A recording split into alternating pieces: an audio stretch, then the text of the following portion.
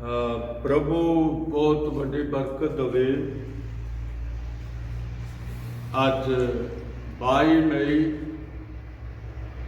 2020 है और भाई भैनों फिर तुहाडे सन्मुख खुदा की हजूरी विच हाज़र हाँ और साड़ी प्रार्थना है साढ़े अजीज भाइयों भैनों की इस लाइव नूं सुनने वास्ते असी बड़े शुक्रगुजार हाँ, जिहदे विच दुनिया की कोई गल नहीं की जाती पर सीधा परमेश्वर का वचन हुंदा है। तो प्रभु ढेर सारी बरकत देवे। अज का टॉपिक है दुनिया की हिस्ट्री विच सब तो वड्डी खबर। सारी दुनिया की हिस्ट्री विच सब तो वड्डी खबर। तो अज ये साडा टॉपिक है और आओ हुण असी इस दुनिया विच जदों तो ये बनी है एक वड्डी खबर दुनिया दे विच आई है। पढ़ना चाहता हाँ, मत्ती दी अंजील है जो दुनिया विच सब तो वड्डी खबर है। मत्ती दी अंजील उसका 28 अध्याय और उसकी अजीजो पहली आयत तुहाडे सामने, पहलियां कुछ आयतां तुहाडे सामने पेश करनिया चाहता। लिखा है, जां सब्त दा दिन बीत गया तां हफ्ते दे पहले दिन पौ फुटन दे वेले मरियम मगदलीनी अते दूई मरियम कबर नूं वेखण आईयां और वेखो एक वड्डा भूचाल आया।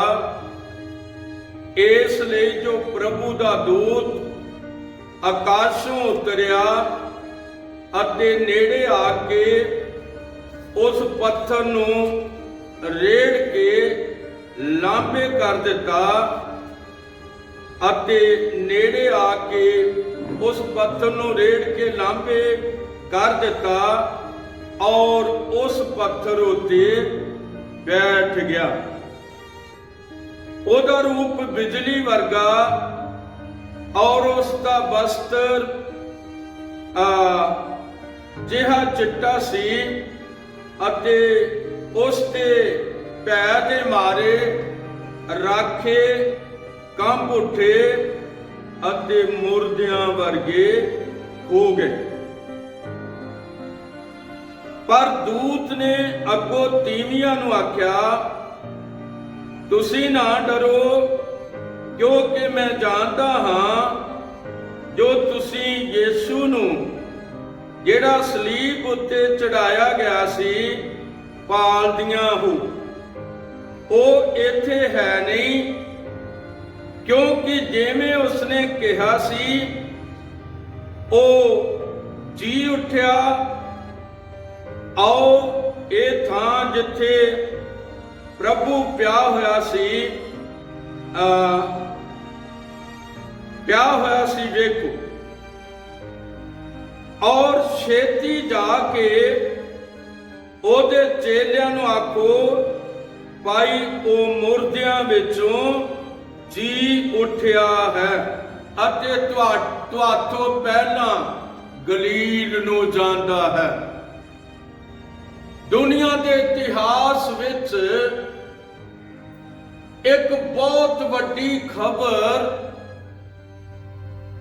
जिस दे बारे जिहदे बारे विच यीशु मसीह ने खुद कहा। उन्हें क्या मनुख दा पुत्र फकीयां अते फरीसियां प्रधान जाजकां अते ग्रंथियां दे हाथ फड़वाया जावेगा।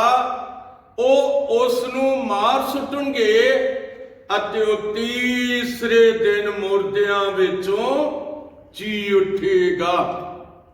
ਇਹੀ ਹੈ ਉਹ ਖਬਰ ਜਿਹੜੀ ਦੁਨੀਆ ਦੇ ਇਤਿਹਾਸ ਦੇ ਵਿੱਚ ਸਭ ਤੋਂ ਵੱਡੀ ਖਬਰ ਹੈ।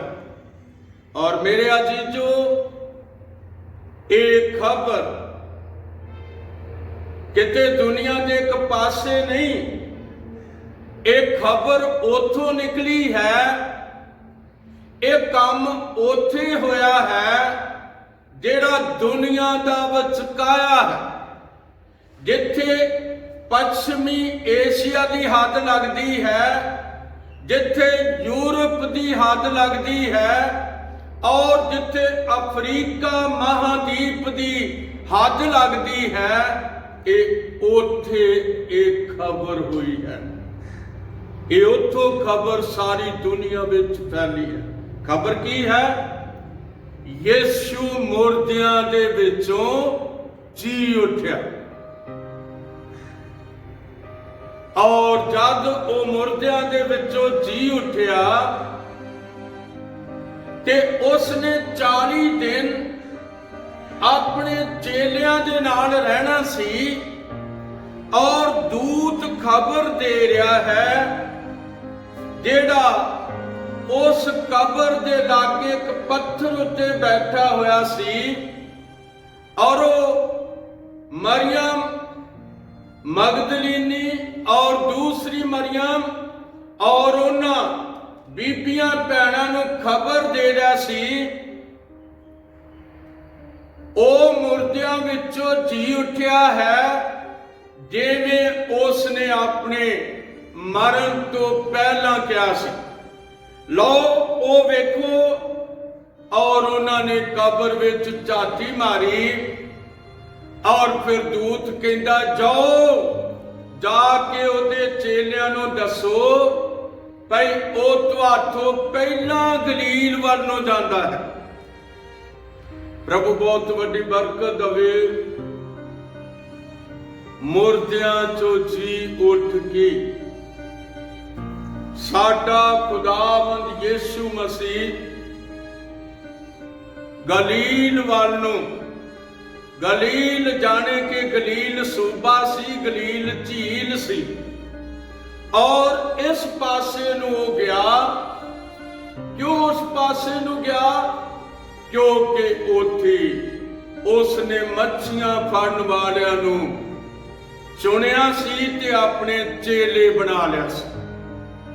ਮੇਰੇ ਅਜ਼ੀਜ਼ੋ, ਲੋਕ ਸੋਚਦੇ ਹੋਣਗੇ ਭਈ ਉਹ ਫਿਰ ਹੈਕਲ ਵਿੱਚ ਕਿਉਂ ਨਹੀਂ ਗਿਆ, ਉਹ ਯਰੂਸ਼ਲਮ ਵਿੱਚ ਕਿਉਂ ਨਹੀਂ ਗਿਆ। ਮੈਂ ਦੱਸਣਾ ਚਾਹੁੰਦਾ ਹਾਂ, ਬਾਈਬਲ ਦਾ ਹਵਾਲਾ ਦੇ ਕੇ ਯਹੂਨਾ ਦੀ ਅੰਜੀਲ ਔਰ ਉਸ ਦਾ ਪਹਿਲਾ ਅਧਿਆਇ ਔਰ ਉਸ ਦੀ 11 ਆਇਤ ਵਿੱਚ ਲਿਖਿਆ ਹੋਇਆ ਹੈ, ਉਹ ਆਪਣੇ ਘਰ ਆਇਆ ਅਤੇ ਜਿਹੜੇ ਉਹਦੇ ਆਪਣੇ ਸਨ ਉਹਨਾਂ ਨੇ ਉਸ ਨੂੰ ਕਬੂਲ ਨਾ ਕੀਤਾ। 12ਵੀਂ ਆਇਤ ਕਹਿੰਦੀ ਹੈ, ਪਰ ਜਿਨ੍ਹਾਂ ਨੇ ਉਸ ਨੂੰ ਕਬੂਲ ਕੀਤਾ ਉਹਨਾਂ ਨੂੰ ਉਸਨੇ ਪਰਮੇਸ਼ਵਰ ਦੇ ਪੁੱਤਰ ਹੋਣ ਦਾ ਹੱਕ ਦਿੱਤਾ, ਅਰਥਾਤ ਜਿਨ੍ਹਾਂ ਨੇ ਉਸ ਨੂੰ ਕਬੂਲ ਕੀਤਾ। ਮੇਰੇ ਅਜ਼ੀਜ਼ੋ, ਪ੍ਰਭੂ ਤੁਹਾਨੂੰ ਬਹੁਤ ਵੱਡੀ ਬਰਕਤ ਦੇਵੇ। ਉਹ ਆਪਣਿਆਂ ਦੇ ਕੋਲ ਗਿਆ, ਉਹ ਆਪਣਿਆਂ ਦੇ ਘਰ ਗਿਆ, ਔਰ ਉਹ ਆਪਣਿਆਂ ਦੇ ਕੋਲ ਗਿਆ ਤੇ ਉਹਦੇ ਜਿਹੜੇ ਆਪਣੇ ਸਨ ਉਹਨਾਂ ਨੇ ਉਸ ਨੂੰ ਕਬੂਲ ਹੀ ਨਹੀਂ ਕੀਤਾ। ਕਿਉਂ ਨਹੀਂ ਕਬੂਲ ਕੀਤਾ? ਇੱਕ ਆਇਤ ਤੁਹਾਡੇ ਸਾਹਮਣੇ ਰੱਖਣੀ ਚਾਹੁੰਦਾ, ਕਿਉਂ ਨਹੀਂ ਕਬੂਲ ਕੀਤਾ। ਆਓ ਮੈਂ ਤੁਹਾਨੂੰ ਮੱਤੀ 13:55 ਦੇ ਵਿੱਚ ਲੈ ਕੇ ਜਾਂਦਾ ਹਾਂ ਕਿ ਇਸ ਗੱਲ ਕਰਕੇ ਉਹਨਾਂ ਨੇ ਉਸ ਨੂੰ ਕਬੂਲ ਨਹੀਂ ਕੀਤਾ। ਔਰ ਇੱਥੇ ਲਿਖਿਆ ਹੈ ਮੱਤੀ 13:55। ਪ੍ਰਭੂ ਬਹੁਤ ਵੱਡੀ ਬਰਕਤ ਦੇਵੇ। ਜਦ ਮੈਂ ਤੁਹਾਡੇ ਸਾਹਮਣੇ ਬਾਈਬਲ ਨੂੰ ਖੋਲਦਾ ਹਾਂ ਤੇ ਤੁਹਾਨੂੰ ਇਹ ਵਿਸ਼ਵਾਸ ਹੁੰਦਾ ਹੈ ਕਿ ਇਹ ਲਿਖਤਾਂ ਬਾਈਬਲ ਦੀਆਂ ਹਨ। ਇਸ ਕਰਕੇ ਲਿਖਿਆ, ਭਲਾ ਇਹ ਤਰਖਾਨ ਦਾ ਪੁੱਤਰ ਨਹੀਂ ਅਤੇ ਇਹਦੀ ਮਾਂ ਮਰੀਅਮ ਨਹੀਂ? ਇਹਦੀ ਮਾਂ ਮਰੀਅਮ ਨਹੀਂ ਕਹਾਉਂਦੀ? ਇਹਦੇ ਭਾਈ ਯਕੂਬ और यूसुफ और शमौन और यहूदा नहीं ਹਨ? ਅਤੇ ਉਹਦੀਆਂ ਸਭੇ ਭੈਣਾਂ ਸਾਡੇ ਕੋਲ ਨਹੀਂ ਹਨ? ਫਿਰ ਉਹਨੂੰ ਇਹ ਸਭ ਕੁਝ ਕਿੱਥੋਂ ਮਿਲਿਆ? ਇਉਂ ਉਹਨਾਂ ਨੇ ਉਸ ਤੋਂ ਕੀ ਖਾਧੀ? ਇਸ ਕਰਕੇ ਉਹਨਾਂ ਨੇ ਯਿਸੂ ਤੋਂ ਕੀ ਖਾਧੀ? ਠੋਕਰ ਖਾਧੀ, ਉਹਨੂੰ ਕਬੂਲ ਨਹੀਂ ਕੀਤੀ। ਬਹੁਤ ਵੱਡੀ ਖਬਰ, ਦੁਨੀਆ ਦੇ ਇਤਿਹਾਸ ਦੇ ਅੰਦਰ ਬਹੁਤ ਵੱਡੀ ਖਬਰ, ਜਿਹੜੀ ਨਾ ਕਦੇ ਯਿਸੂ ਮਸੀਹ ਤੋਂ ਪਹਿਲਾਂ ਦਿੱਤੀ ਗਈ, ਨਾ ਕਦੇ ਮਤਲਬ ਦਿੱਤੀ ਜਾਵੇਗੀ। ਹਾਂ, ਪ੍ਰਭੂ ਤੁਹਾਨੂੰ ਬਹੁਤ ਵੱਡੀ ਕਿਰਪਾ ਦੇਵੇ। ਉਹਦੇ ਜੀ ਉੱਠਣ ਦੇ ਮਗਰੋਂ ਉਹ ਲੋਕ ਵੀ ਜੀ ਉੱਠਣਗੇ ਜਿਹੜੇ ਉਹਦੇ ਉੱਤੇ ਵਿਸ਼ਵਾਸ ਕਰਦੇ। ਪਰ ਇੱਕ ਜ਼ਬਰਦਸਤ ਖਬਰ ਹੈ ਜਿਸ ਦਾ ਜ਼ਿਕਰ ਯਿਸੂ ਮਸੀਹ ਨੇ ਖੁਦ ਆਪ ਕੀਤਾ ਸੀ, ਔਰ ਸਲੀਬ ਦੇ ਉੱਤੇ ਉਹਨੂੰ ਚਾੜਿਆ ਗਿਆ, ਔਰ ਉਹ ਸਲੀਬ ਦੇ ਉੱਤੇ ਮਰਿਆ, ਔਰ ਉਸਨੇ ਉਸ ਨੂੰ ਸਲੀਬ ਤੋਂ ਲਾ ਕੇ ਕਬਰ ਵਿੱਚ ਰੱਖ ਦਿੱਤਾ ਗਿਆ। ਔਰ ਹੁਣ ਕੀ ਸੀ? ਇਹ ਖਬਰ ਪੂਰੀ ਹੋਣੀ ਸੀ ਜਿਹਦਾ ਪਹਿਲਾਂ ਹੀ ਉਸਨੇ ਕਹਿ ਦਿੱਤਾ ਸੀ ਕਿ ਮਨੁੱਖ ਦਾ ਪੁੱਤਰ ਪ੍ਰਧਾਨ ਜਾਜਕਾਂ, ਫੱਕੀਆਂ, ਫਰੀਸੀਆਂ ਦੇ ਹੱਥ ਫੜਵਾਇਆ ਜਾਏਗਾ, ਉਹ ਉਸ ਨੂੰ ਮਾਰ ਦੇਣਗੇ ਔਰ ਉਹ ਮੁਰਦਿਆਂ ਵਿੱਚੋਂ ਤੀਸਰੇ ਦਿਨ ਜੀ ਉੱਠੇਗਾ। ਮੇਰੇ ਅਜੀਜ਼ੋ, ਅੱਜ ਕਿਹਦਾ ਪ੍ਰਚਾਰ ਹੋਣਾ ਚਾਹੀਦਾ ਹੈ? ਮੁਰਦਿਆਂ ਵਿੱਚੋਂ ਜੀ ਉੱਠੇ ਮਸੀਹ ਯਿਸੂ ਦਾ, ਕਿਉਂਕਿ ਉਹਦਾ ਪ੍ਰਚਾਰ ਫਿਰ ਸਾਰੀ ਦੁਨੀਆ ਤੇ ਗਿਆ। ਸਾਰੀ ਦੁਨੀਆ ਤੇ ਉਹਦਾ ਪ੍ਰਚਾਰ ਗਿਆ, ਸਾਰੀ ਦੁਨੀਆ ਤੇ ਉਹਦਾ ਵਚਨ ਗਿਆ, ਔਰ ਅਸੀਂ ਦੇਖਦੇ ਹਾਂ ਇਹ ਖਬਰ ਸਾਰੀ ਦੁਨੀਆ ਦੇ ਉੱਤੇ ਫੈਲ ਗਈ। ਇਹ ਵੱਡੀ ਖਬਰ ਕਿ ਯਿਸੂ ਮੁਰਦਿਆਂ ਦੇ ਵਿੱਚੋਂ ਜੀ ਉੱਠਿਆ। ਮੇਰੇ ਅਜੀਜ਼ੋ, ਅਸੀਂ ਦੇਖਦੇ ਹਾਂ ਕਿ ਉਹਨਾਂ ਬੀਬੀਆਂ ਭੈਣਾਂ ਨੇ ਜਿੱਥੇ ਚੇਲੇ ਇਕੱਠੇ ਹੋਏ ਸਨ, ਔਰ ਉਹਨਾਂ ਨੂੰ ਖਬਰ ਦੇਣ ਦਾ ਜਿਹੜਾ ਆਰਡਰ ਹੈ ਉਹ ਯਹੋਵਾ ਦੇ ਦੂਤ ਨੇ ਉਹਨਾਂ ਮਰੀਅਮ ਮਗਦਲੀਨੀ ਔਰ ਮਰੀਅਮ ਔਰ ਸਲੋਮੀ ਉਹਨਾਂ ਨੂੰ ਕਿਹਾ, ਜਾਓ ਜਾ ਕੇ ਉਹਦੇ ਚੇਲਿਆਂ ਨੂੰ ਦੱਸੋ ਭਈ ਉਹ ਮੁਰਦਿਆਂ ਦੇ ਵਿੱਚੋਂ ਜੀ ਉੱਠਿਆ ਹੈ। ਅੱਜ ਸਾਨੂੰ ਇਹ ਖਬਰ ਦੇਣੀ ਚਾਹੀਦੀ ਹੈ। ਲੋਕ ਸਿਰਫ ਉਸ ਨੂੰ ਇੱਕ ਦਿਨ ਹੀ ਦਿੰਦੇ ਨੇ ਵੀ ਉਹ ਈਸਟਰ ਦਾ ਦਿਨ ਹੈ, ਵੀ ਉਹ ਮੁਰਦਿਆਂ ਵਿੱਚੋਂ ਜੀ ਉੱਠਿਆ। ਯਾਦ ਰੱਖੋ, ਉਹ ਜਦੋਂ ਤੋਂ ਇਹ ਖਬਰ ਦੁਨੀਆ ਵਿੱਚ ਗਈ ਆ, ਉਹ ਮੁਰਦਿਆਂ ਵਿੱਚੋਂ ਜੀ ਉੱਠਿਆ ਹੋਇਆ ਪਰਮੇਸ਼ਰ ਹੈ। ਉਹ ਮੁਰਦਿਆਂ ਵਿੱਚੋਂ ਜੀ ਉੱਠਿਆ ਹੋਇਆ ਹੈ, ਔਰ ਜਿਹੜੇ ਉਹਦੇ ਉੱਤੇ ਵਿਸ਼ਵਾਸ ਕਰਦੇ ਨੇ ਭਈ ਉਹ ਮੁਰਦਿਆਂ ਵਿੱਚੋਂ ਜੀ ਉੱਠਿਆ ਹੈ, ਉਹਨਾਂ ਦੇ ਨਾਲ ਬੜੇ ਅਜੀਬ ਅਨੋਖੇ ਨਿਸ਼ਾਨ ਨੇ, ਔਰ ਮੈਂ ਉਹਨਾਂ ਨਿਸ਼ਾਨਾਂ ਨੂੰ ਤੁਹਾਡੇ ਸਾਹਮਣੇ ਪੇਸ਼ ਕਰਨਾ ਚਾਹੁੰਦਾ ਹਾਂ, ਕਿਉਂਕਿ ਉਹਨਾਂ ਦੇ ਨਾਲ ਨਿਸ਼ਾਨ ਨੇ, ਔਰ ਮੈਂ ਨਿਸ਼ਾਨਾਂ ਨੂੰ ਤੁਹਾਡੇ ਸਾਹਮਣੇ ਪੇਸ਼ ਕਰਨਾ ਚਾਹੁੰਦਾ ਹਾਂ। ਔਰ ਲਿਖਿਆ ਹੈ, ਜਿਹੜਾ ਨਿਸ਼ਚਾ ਕਰੇ ਅਤੇ ਬਪਤਿਸਮਾ ਲਵੇ ਉਹ ਬਚਾਇਆ ਜਾਵੇਗਾ। ਮਾਰਕੁਸ 16:16 ਚ ਲਿਖਿਆ, ਜਿਹੜਾ ਨਿਸ਼ਚਾ ਕਰੇ ਅਤੇ ਬਪਤਿਸਮਾ ਲਵੇ ਉਹ ਬਚਾਇਆ ਜਾਵੇਗਾ। और लिखा है, पर जेड़ा प्रतीत ना करे ओदे उत्ते सजा दा हुक्म कीता जावेगा, क्योंकि उन्हें इस खबर दे उत्ते विश्वास नहीं कीता जो दुनिया विच सब तो वड्डी खबर है। मेरे अजीजो, 17वीं आयत ਤੁਹਾਡੇ ਸਾਹਮਣੇ ਫਿਰ ਪੇਸ਼ ਕਰਨੀ ਚਾਹੁੰਦਾ ਹਾਂ। ਲਿਖਿਆ ਹੈ, ਅਤੇ ਨਿਸ਼ਚਾ ਕਰਨ ਵਾਲਿਆਂ ਦੇ ਨਾਲ ਇਹ ਨਿਸ਼ਾਨ ਹੋਣਗੇ, ਜੋ ਮੇਰਾ ਨਾਮ ਲੈ ਕੇ ਭੂਤਾਂ ਨੂੰ ਕੱਢਣਗੇ ਅਤੇ ਨਵੀਆਂ ਨਵੀਆਂ ਬੋਲੀਆਂ ਬੋਲਣਗੇ, ਉਹ ਸੱਪਾਂ ਨੂੰ ਚੁੱਕ ਲੈਣਗੇ ਅਤੇ ਜੇ ਕੋਈ ਜ਼ਹਿਰ ਵਾਲੀ ਚੀਜ਼ ਪੀ ਲੈਣ ਤਾਂ ਉਹਨਾਂ ਦਾ ਕੁਝ ਨੁਕਸਾਨ ਨਹੀਂ ਹੋਵੇਗਾ। ਉਹ ਰੋਗੀਆਂ ਤੇ ਹੱਥ ਰੱਖਣਗੇ ਅਤੇ ਰੋਗੀ ਚੰਗੇ ਹੋ ਜਾਣਗੇ। ਇਹ ਕਿਹਨਾਂ ਨਾਲ ਹੋਵੇਗਾ? ਜਿਹੜੇ ਇਸ ਗੱਲ ਦੇ ਉੱਤੇ ਵਿਸ਼ਵਾਸ ਕਰਦੇ ਨੇ ਕਿ ਯਿਸੂ ਮੁਰਦਿਆਂ ਦੇ ਵਿੱਚੋਂ ਜੀ ਉੱਠਿਆ। ਤੋ ਸਾਡੇ ਕੋਲ ਜਿਹੜਾ ਸੰਦੇਸ਼ ਹੈ ਉਹ ਮੁਰਦਿਆਂ ਵਿੱਚੋਂ ਜੀ ਉੱਠੇ ਮਸੀਹ ਯਿਸੂ ਦਾ ਸੰਦੇਸ਼ ਹੈ। ਔਰ ਹੋਰ ਅਸੀਂ ਦੇਖਦੇ ਹਾਂ, ਇਹਦੋਂ ਵੱਡਾ ਸੰਦੇਸ਼ ਸਾਨੂੰ ਦੁਨੀਆ ਵਿੱਚ ਕਿਤੇ ਵੀ ਨਜ਼ਰ ਨਹੀਂ ਆਉਂਦਾ। ਪ੍ਰਭੂ ਤੁਹਾਨੂੰ ਬਹੁਤ ਵੱਡੀ ਬਰਕਤ ਦੇਵੇ। ਔਰ ਫਿਰ ਮੈਂ ਲੂਕਾ ਦੀ ਅੰਜੀਲ ਉਸ ਦਾ 24 ਅਧਿਆਇ ਤੁਹਾਡੇ ਸਾਹਮਣੇ ਰੱਖਣਾ ਚਾਹੁੰਦਾ ਹਾਂ। ਜਲਦੀ ਕਰਦਾ ਹਾਂ ਤਾਂ ਜੋ ਮੈਂ ਤੁਹਾਨੂੰ ਇਸ ਖਬਰ ਦੀ ਪੂਰੀ ਇਸ ਖਬਰ ਨੂੰ ਤੁਹਾਡੇ ਸਾਹਮਣੇ ਪਹੁੰਚਾ ਸਕਾਂ। ਪ੍ਰਭੂ ਢੇਰ ਸਾਰੀ ਬਰਕਤ ਦੇਵੇ। ਔਰ ਇੱਥੇ ਲਿਖਿਆ ਹੋਇਆ ਹੈ, ਇਹ 7ਵੀਂ ਆਇਤ ਹੈ, ਲੂਕਾ 24:7।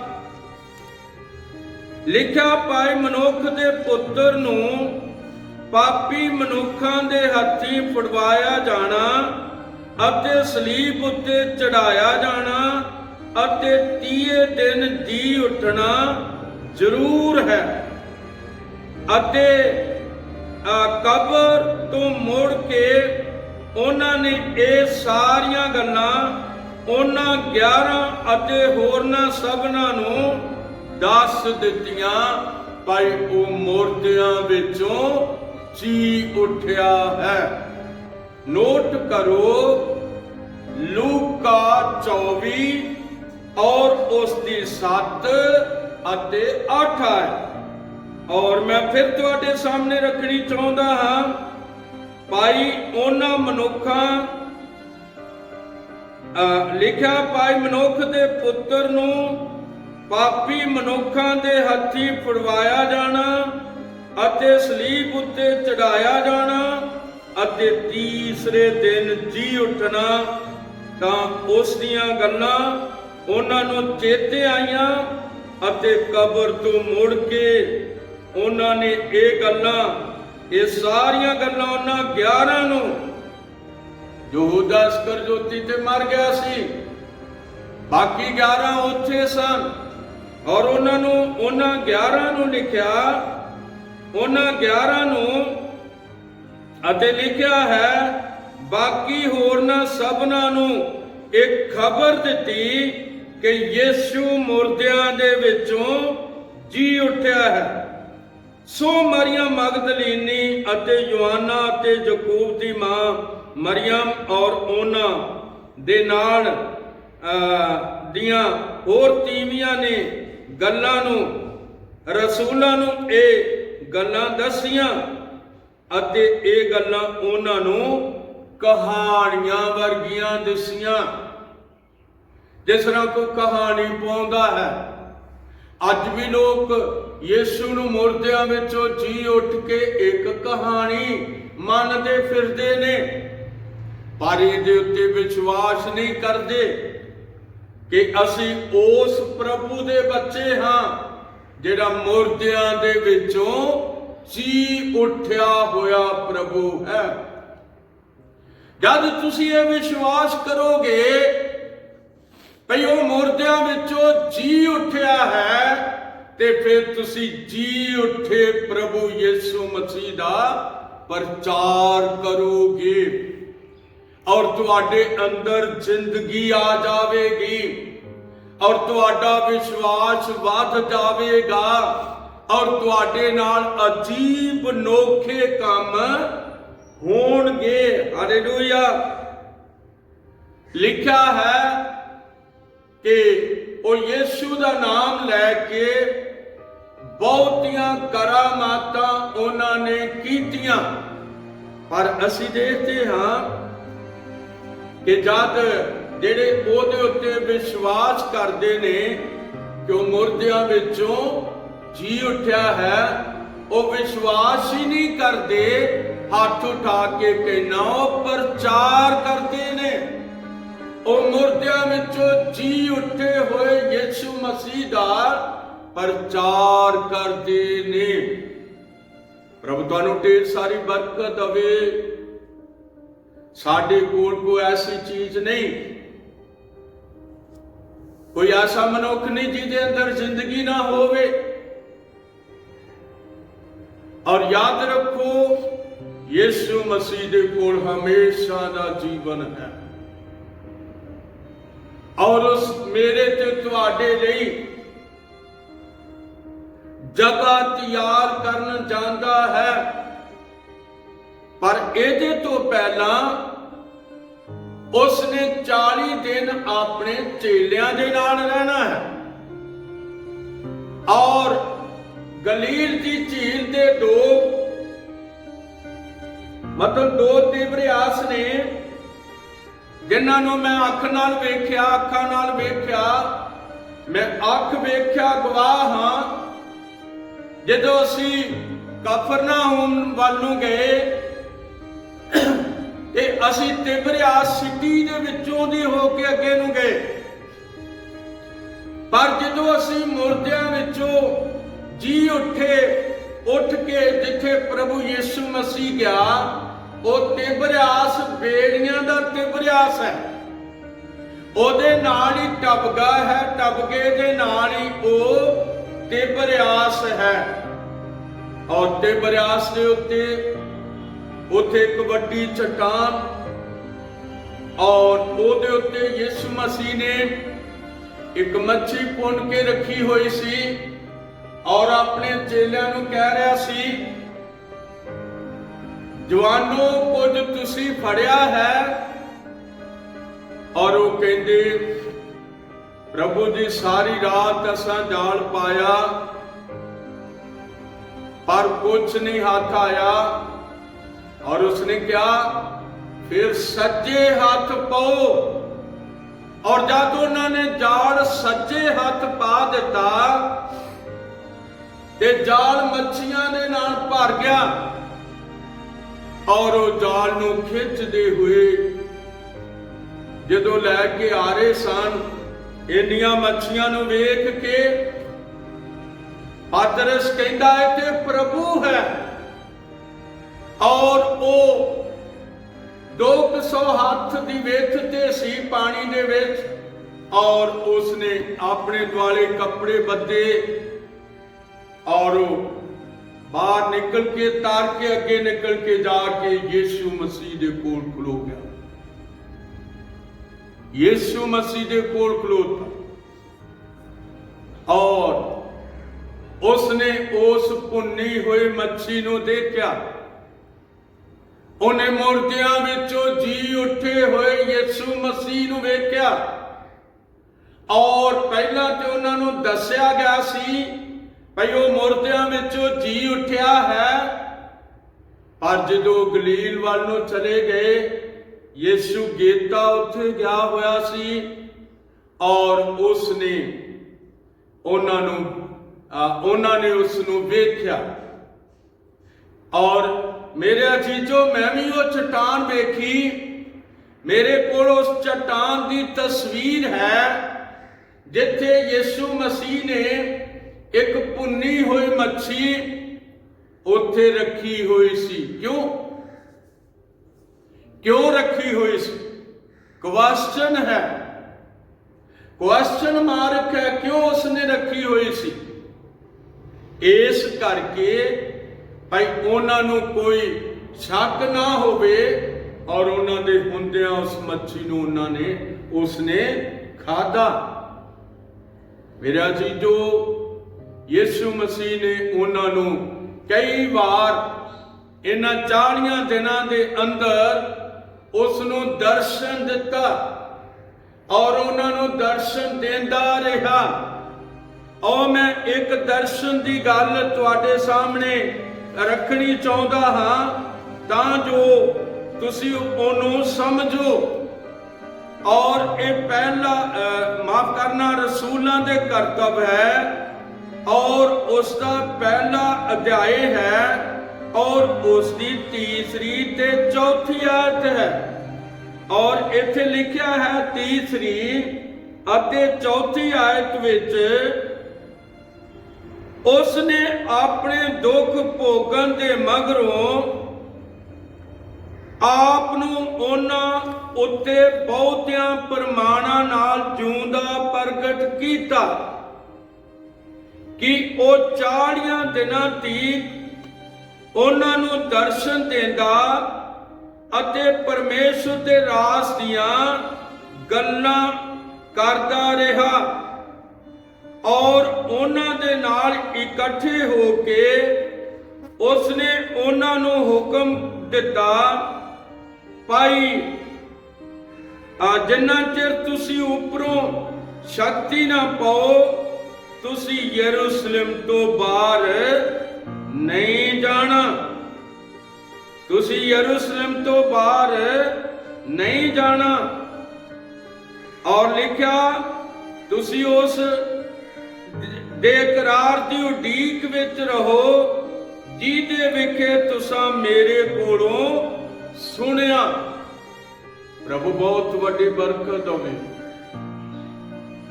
ਤੁਸੀਂ ਵੇਖਦਾ ਕਰਾਰ ਕੀ ਹੈ ਜੋ ਉਹਨਾਂ 14:26 ਵਿੱਚ ਲਿਖਿਆ ਹੈ ਕਿ ਯਹੋਨਾ 14:26 ਵਿੱਚ ਮੈਂ ਤੁਹਾਡੇ ਸਾਹਮਣੇ ਪੜ੍ਹਨਾ ਚਾਹੁੰਦਾ ਹਾਂ। ਬਹੁਤ ਵਧੀਆ ਹੈ। ਯਹੋਨਾ 14:26 ਉਹ ਪ੍ਰਭੂ ਬਹੁਤ ਵੱਡੀ ਬਰਕਤ ਦੇਵੇ। ਤੁਹਾਡੇ ਸਾਹਮਣੇ ਆਇਤਾਂ ਰੱਖਣੀਆਂ ਬਹੁਤ ਜ਼ਰੂਰੀ ਨੇ।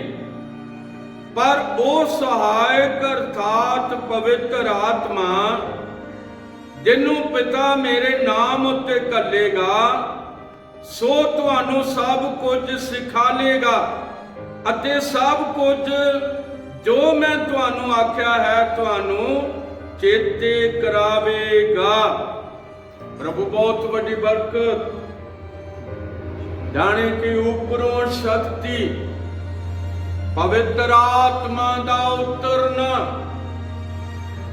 ਯਿਸੂ ਮਸੀਹ ਬਿਆਨ ਕਰ ਰਿਹਾ ਹੈ।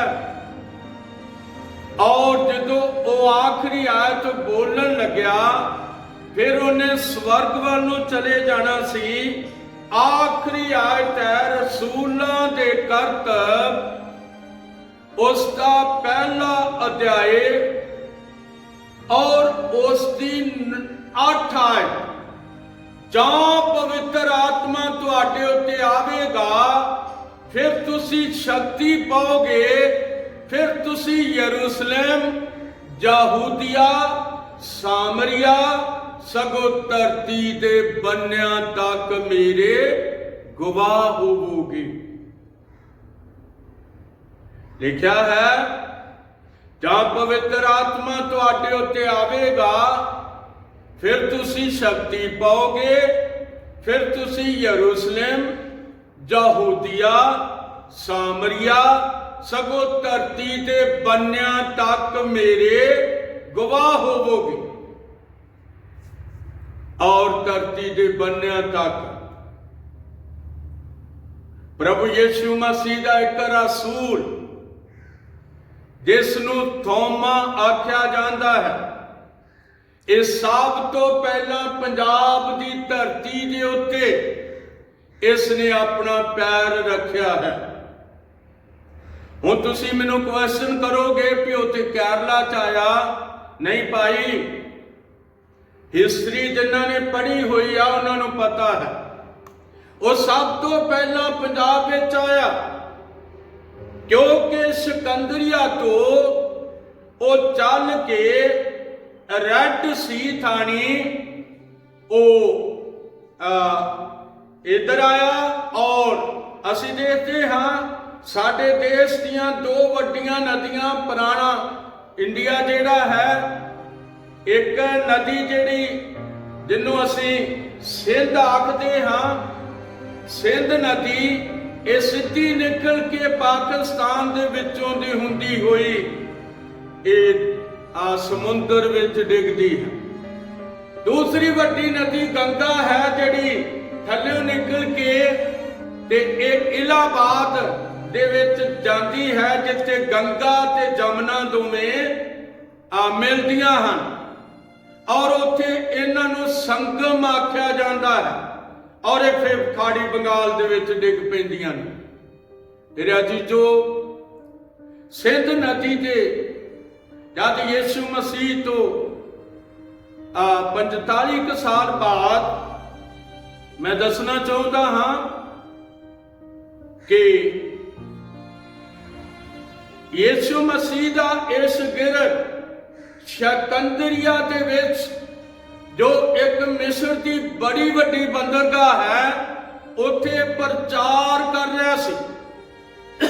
ਔਰ ਹਿੰਦੁਸਤਾਨ ਦੇ ਅੰਦਰ ਉਸ ਵੇਲੇ ਪੋਰਸ ਜਾਤੀ ਸੀ, ਔਰ ਪੋਰਸ ਜਾਤੀ ਦਾ ਜਿਹੜਾ ਰਾਜਾ ਸੀ ਉਹ ਗੋਂਡਾ ਪੋਰਸ ਸੀ, ਔਰ ਉਹਦਾ ਵਿਦੇਸ਼ ਮੰਤਰੀ ਹਵਾਨ ਉੱਥੇ ਸਿਕੰਦਰੀਆ ਵਿੱਚ ਗਿਆ ਹੋਇਆ ਸੀ, ਕਿਸੇ ਬਹੁਤ ਵੱਡੇ ਵਧੀਆ ਕਾਰੀਗਰ ਨੂੰ ਲੈਣ ਵਾਸਤੇ, ਜੋ ਅੱਛੇ ਮਕਾਨ ਬਣਾ ਸਕੇ। ਔਰ ਯਿਸੂ ਮਸੀਹ ਨੇ ਕਿਹਾ ਉਹ ਬਹੁਤ ਵੱਡਾ ਕਾਰੀਗਰ ਹੈ, ਉਹ ਜਿਹੜਾ ਪ੍ਰਚਾਰ ਕਰ ਰਿਹਾ ਬਹੁਤ ਵੱਡਾ ਕਾਰੀਗਰ ਹੈ। ਔਰ ਉਸਨੇ ਕਿਹਾ ਉਹਨੂੰ ਲੈ ਜਾ। ਔਰ ਯਾਦ ਰੱਖੋ, ਅਸੀਂ ਵੇਖਦੇ ਹਾਂ ਕਿ ਉਸਨੇ ਕਿਹਾ ਜੋ ਨਾ ਜਾਵੇ।